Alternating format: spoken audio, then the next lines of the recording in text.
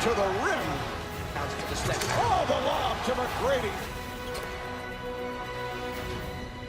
And there he is. Our next guest was a 7-time All-Star, led the league in scoring 2 times, and will be on the ballot for the Basketball Hall of Fame class of 2017. We welcome in Tracy McGrady, who will join Michelle Beadle, Chauncey Billups, and Jalen Rose on NBA Countdown, which debuts tomorrow at 7 p.m. Eastern on ESPN. Tracy, appreciate you being with us. Thank you, Molly.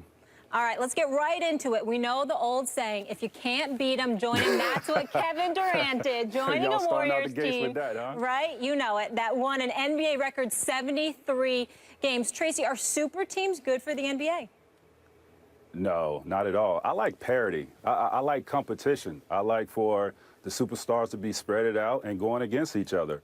And let me say this before I get into it, is a lot of these guys think, you know, when you're done playing in the league and you come on here and be an NBA analyst, they think when you criticize or have some sort of opinion that they don't agree with the opposition, they think that we're hating on them. This is not the case. You know, we're just voicing our opinion and giving, you know, answers that we feel that we're suitable to. Well, you know, and I think, you know, the super teams, no, they're not good. I will say that Kevin Durant going to the Golden State Warriors is a no-no. Well, I don't understand that. Well, take my advice like you usually do, my little brother right there, and just understand that just don't give a damn about what they think. No. As long as you're honest about it, that's all that matters, bro. It's all that matters. I'm just reiterating it. Let me get to my question, because I want to make sure that you understand where I'm coming from. I considered the move by Kevin Durant, no disrespect, to be the weakest move I've ever seen by a superstar. I agree with you. Now, but there are people that would look at a Tracy McGrady and say, well, you were willing to join up in Orlando when you and Grant Hill were supposed to hook up. What was the difference between that move and this move by Kevin Durant? Are you serious? I mean, we really going to go there? I'm just asking a question. First of all, Orlando was nothing before we got there. They hadn't even made the playoffs. They missed the playoffs the previous year. And I wasn't joining a 2-time MVP, the first unanimous MVP of the NBA, or a team that just set the regular season record for wins. So it's no comparison to that. Tracy, hold on a second. It's okay if there's a super team if it's the Lakers.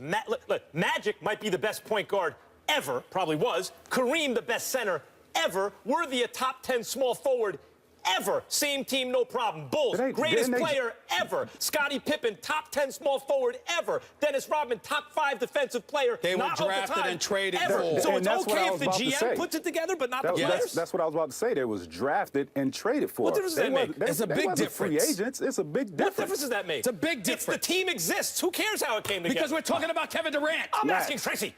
Max, we're talking about one of the best players in the world, top 3 best players in the world. Easy. And he's not, it's not like he left a team that wasn't a championship contending team.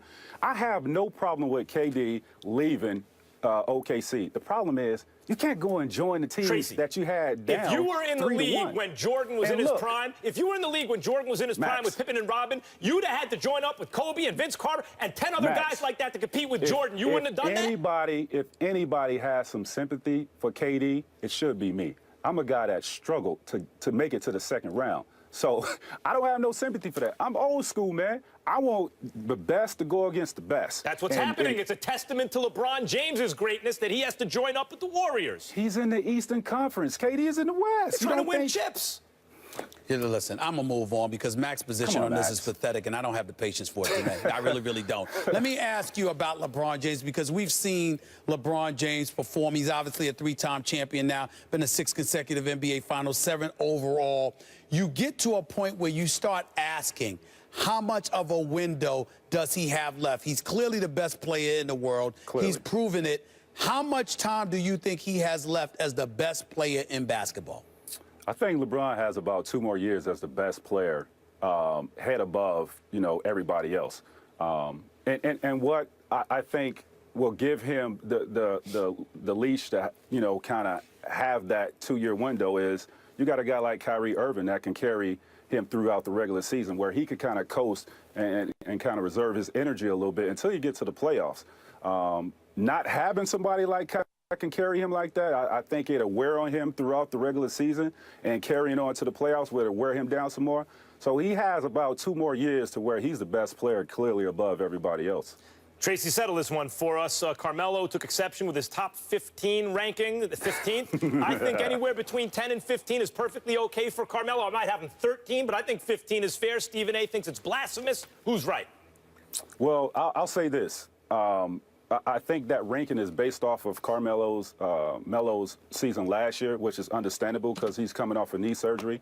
But looking at Melo in the Olympics this year, there's no way there's 15 guys better than him. Absolutely not. Are there 10 guys better than him?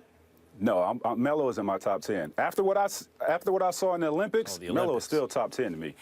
Well, I'm not even going by the Olympics. I'm going by the fact that he's 6'8", he's 240, he can score from anywhere. He can score with his back to the basket, he can score face to the basket, he can score from the free throw line, he can score beyond the three-point line. My only issue with Melo is the only thing that I think he should be held accountable for from this day forward. Well, he's too, hold on, T. He's too great to lose to anybody other than the caliber of a LeBron James and people like that. If it ain't LeBron, if it ain't the Steph Curry, well, he's in the Eastern Conference. Year. Wait a minute. I don't want to see losses to DeMar DeRozan and Kyle Lowry, nothing but respect. I don't want to see a loss to Paul George. I don't want to see a loss to Isaiah Thomas. See a loss to Serge Ibaka and whoever the hell else they have in Orlando, or to Dwight Howard and whoever the hell else they have, or Daniel Schrader or whatever. I want to hear that. Schroeder, I'm sorry. I don't want to hear that. I want Melo, if you're going to go down swinging to LeBron, because I covered a guy by the name of Allen Iverson. Defensively, those names were worthy of mentioning. But offensively, I don't even want to bring the names up. It was Allen Iverson and everybody else, and he carried the team on his back to the NBA Finals. Melo, to me, should not let anyone other than LeBron get in his way. To that, you say what? Well, to that, I say don't overlook a team like Indiana Pacers with Paul George on there. I mean, Paul George is a superstar in this league. You just can't overlook him, you know. But I would say this. Melo being the type of scorer that he is, one thing that, you know, I always felt to go up against LeBron and give his team's problem is you got to have somebody that could put the ball in the hoop like Melo. On the other end, you got to make LeBron work. If you sit back and let LeBron off the hook to where he could kind of coast on the defensive end, and then on the other end, he's going to kill you because he's a very smart basketball player. He's one of the best endurance players in our league. So I always felt like Melo, if you give him a little bit of help, that he's that guy that can elevate his team past somebody like LeBron because he'll give him fits on the offensive end. Poof is all I have to say. Tracy, now you see what I deal with. Thank you for putting up with these two. We appreciate the time and looking forward to seeing you on Countdown this season. It's going to be fun. Thank you, guys.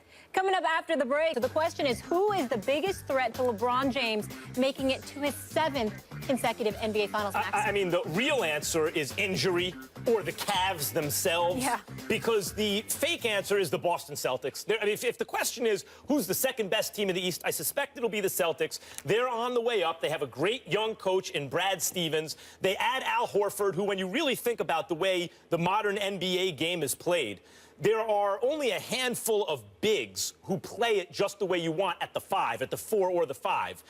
And Al Horford's one of them. You know, you think of Draymond Green for Golden State. You think Karl Anthony Towns will be a super Draymond Green eventually and already may be in the discussion among the elite this season. And Horford actually belongs in that kind of group. He can do just about all the things you want a big to do. You add that to a team that, while they did, look, Horford's not the kind of guy who's going to dominate a playoff series. But you add that component to a team that was looking to get over the top, and it doesn't get them over the top in terms of the Cavs, obviously. But it probably gets them over the top compared to the rest of the Eastern Conference. Well, that's not a bad pick. I'm proud of your analogy. Didn't know you knew that much about basketball, but I will tell you this. I'm still not willing to go that far. I don't underestimate it. I'm a fan of Brad Stevens. I love me some Isaiah Thomas. I'm not as enamored with the pickup of Al Horford as much as everybody else is. But I will say this. I'm not underestimating or sleeping on the Indiana Pacers. Jeff Teague, point guard out of Atlanta, picked up by Larry Bird in the offseason. That's a huge acquisition because, listen, we all like George Hill and what have you and what he brought to the table because he had a lot of guts. He could hit big shots and whatever. But he wasn't your quintessential prototypical point guard. Jeff Teague has proven to be a quality point guard in this league. He desperately wanted out of Atlanta. He got what he wanted. Paul George is a star. And remember that last year, even after averaging 23 points a game, he was coming off that nasty injury. Now he's got a year under his belt, plus he participated in an Olympic competition. He'll be ready to go, okay? Listen, I look at all of those things, and I look at Miles Turner, who's shown promise as well. I look at CJ. I think about him. I think of what he brings to the table, CJ Miles. I'm just saying, Paul George, that backcourt, that experience with the new coach, Nate McMillan, now in play as well. I think all of those things bode well for Indiana. I'm not going to sit up there and poo-poo the Boston pick. I'm not going to sleep on my Knicks because I'm hoping they will show up. But I will tell you that in this day and age, in this game, when you are locked in with a damn good backcourt that can produce for you on both ends of the floor, I don't underestimate the impact of that. Isaiah Thomas in Boston, you still have an identity issue with the Boston Celtics when they start him as a point because he's really better off the ball than he is on the ball in a lot of people's eyes. I disagree with that. What I'm just saying, in a lot of aficionados' eyes, he is better off the ball. They play with him shooting as opposed to running the show. They play better that way. But Jeff Teague, no one questions what he is as a point guard. I can't knock that. I agree. I was surprised at how easy it was for them to pick up Teague. But I want to say something about Isaiah Thomas because it pertains to my Boston pick. Isaiah Thomas has always been underrated. He's signed right now to a deal under $7 million a year, which was insane when the Suns stole him for that money. Play. He's an excellent offensive player who's an underrated decision maker with the ball. I want to say that. Also, speaking of backcourts, you can't sleep on Toronto. Masai Ujiri is an excellent GM. As soon as he left Denver, their fortunes went straight down. And the Raptors can't be slept on. Don't go all over there. The point is, you said Boston. And I'm telling you, when it comes to decision-making, Isaiah Thomas is questionable. Underrated. Offensively, he's big time. He can put the ball in the hole. He can make big shots. Decision-making, even the Boston Celtics concede. At times, it's problematic with him and Avery Bradley in the lineup. That's a fact. Hello again. We're going to play a little game of NBA fact or fiction. Here's how it works. I'm going to read you a line, and you tell me if it's fact or fiction. Are we ready, gentlemen? Let's go. Let's do it. Westgate has set the Clippers over-under at 54.5 wins, third most in the Western Conference behind the Warriors and Spurs. Max Kellerman, fact or fiction, the Clippers will play in the Western Conference Finals this season. Fact, and I'll tell you why. Doc Rivers will not allow this era to pass without at least a Western Conference Finals appearance. This is his best chance this year. CP3 and Blake, both top 10 players. DeAndre, an all-star, and the Western Conference, because Durant going to the Warriors and Duncan's retirement is a little weaker. This is the year they do it. They lose to the Warriors in the Western Conference Finals. As much as I hope you're right, I'm going to call it fiction because I have to see it to believe it. Blake Griffin, this has got to be his year. Him and Chris Paul can opt out and be unrestricted free agents this summer. They certainly will be motivated to prove themselves. DeAndre Jordan has to hit free throws. And even though you've got a lot of guards, Raymond Felton is there now, the backup of Chris Paul. Austin Rivers is still there. Mba and Butte, he's going to be there. Him and Rivers are defensive guys that struggle offensively from time to time. I'm not sure about that. I look at the Spurs acquiring Pau Gasol, who's a better version of what Tim Duncan was last year, along with David Lee, who can do some things as well, keeping the rest of the nucleus in place with Kawhi Leonard and LaMarcus Aldridge. I'm going to say the Spurs. I'm going to give them the edge to meet Golden State in the conference finals rather than the Clippers right now. Spurs still vulnerable to young athletic teams. We saw last year. All right, let's talk about your Knicks, gentlemen. With the additions of Derrick Rose and Joakim Noah, Westgate set the over-under wins for the Knicks at 40.5, which is 9th best in the East. Fact or fiction, the Knicks will win a playoff series this year. Stephen A. I'm going to say fact. I'm going to go with it because I'm putting the pressure on Carmelo Anthony to deliver the goods. He is a superstar offensive player in this game when he is healthy. You've got Kristaps Porzingis, who's a 7'1" scorer and very, very capable. You added veterans in Joakim Noah and Derrick Rose. Courtney Lee, although I would have preferred Dwayne Wade, Courtney Lee is still a damn good player. When I look at all of those things into consideration, along with Hornacek, convincing Phil Jackson, you don't have to use the triangle all the time. This should be the year the Knicks can win a playoff series similar to what Mike Woodson did about 3 or 4 years ago. Fiction, they'll make the the playoffs, they won't win a series. The problem is timing. Porzingis is not yet in his prime. Carmelo is exiting his. Derrick Rose can't shoot. Good thing they have Courtney Lee, because in a couple of years, that contract's not going to look so great. But right now, he can shoot and defend, which is what they need. But the pieces aren't going to come together at the right time for the Knicks for them to take that next step or 2 steps and not only make it, but win a series this year. Tough for you to say. Stephen A. trying to speak it into existence. Last one, James Harden moving to point guard is now playing for Mike D'Antoni. Fact or fiction? Is it a good idea for the Rockets to move Harden to point guard? Max. Yes. First of all, Mike D'Antoni knows offense. He knows how to use his offense. When he has a muse, even if it's like, forget about Steve Nash, a Jeremy Lin, he can make great things happen offensively. And James Harden's really the point guard anyway. He's the primary ball handler. The offense runs through him. So the difference is D'Antoni will get him to make quicker decisions, get rid of the ball quicker. It'll make Harden a better player. I think Harden's already a superstar in this league. He already averaged 7.5 assists last year. But I would say fiction. I don't think it's a good move because D'Antoni doesn't prioritize defense.